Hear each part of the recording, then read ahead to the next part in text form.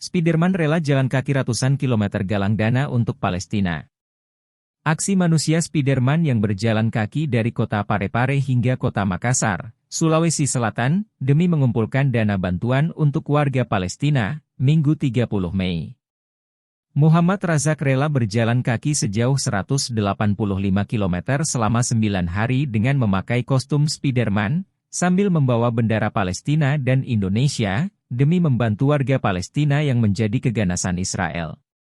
Pria yang diketahui bernama Muhammad Razak ini bekerja sebagai seorang kurir pengantar barang antar daerah. Aksi Long March yang ia bagian melalui media sosialnya ini kemudian viral.